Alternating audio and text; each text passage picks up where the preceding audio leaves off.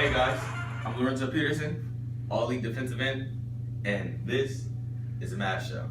So today we have a special guest, Ruben Garcia. It's good to be here, Lorenzo. And what will you be teaching us about today? I'm going to teach us the arithmetic sum of a series. So what do you say we clear this whiteboard real quick? Okay, so let's get started on sum of a series.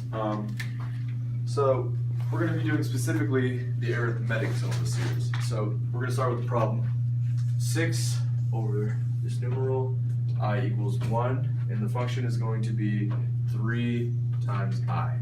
So when you encounter a problem like this in an arithmetic problem, this is a pretty basic problem that you'd have to do.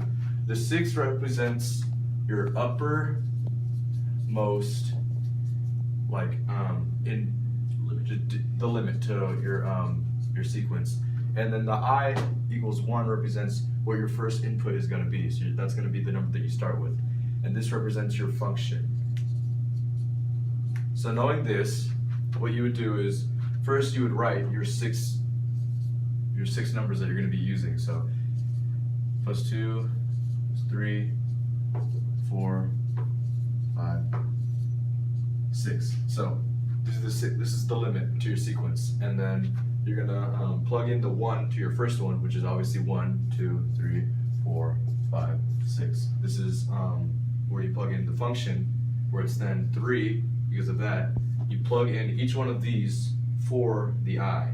So specifically 1, 2, 3, and so forth, 4, 5, 6. And basically what you would do is you just multiply these 3 plus, oh by the way, plus in between all of these, 3 plus 6, 9, 3 times 4, 12, 3 times 5, 15, and 3 times 6, 18. This is what you get from plugging in all of these, just to remind you, 3i. We're basically plugging in each number from each number of the sequence into these and just simplifying and so forth.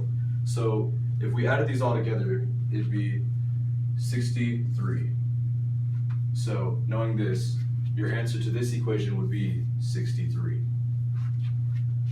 I like the way you explained the problem, Ruben. It's just amazing. Yeah, I was glad to explain it to you. Would you like to demonstrate the next problem? Well, of course. We get flattered. Okay, so this is going to be another problem that you would encounter when you're doing problems on some of the series. So it's going to be A1 equals 4 equals 4, and then n equals 22, equals 22, and n equals 10. n equals 10. So how would I solve this problem? Well, of course, so these these inequalities or variables that you use, A1 is the first term, correct?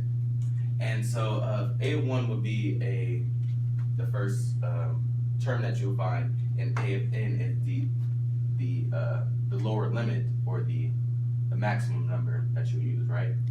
And so I'm assuming you'll have a sequence or a series that you have to find. So it'll be 22 plus 4, because you have to find how to get the number to 10.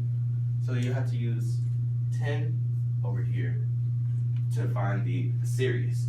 And you have to use PEMDAS because the order of operations. So 22 plus 4 is 26. And so you have to bring this down to. And you have to cross multiply 13. And 10 times 13 is 130. So there's one more formula that I wanted to demonstrate before we go. So let's clear the board again. Okay. There we go. So this last formula that we're going to be doing is S of n equals n over 2, parentheses A1 plus A of n. So let's use the problem I just used. That was I1 and 3i. Okay, so basically what we would do is we would plug in the uppermost, which would go in for the 6. So it would be 6 over 2, And then in the parentheses here, it'd be your first digit, or your first output, which in our sequence or our series was 3. And then you add that to what your last one was, which was 18. And so basically, it's the same PEMDAS situation. 6 over 2, that's 3, times 18 plus 3, 21. 21 times 3 equals 63, which was also our previous answer on the last problem. And I think that's about it, Lorenzo. That's all I have to teach for your show today. Well, I guess we don't have enough time, so I'll see you guys next week on the Math Show. And study every week.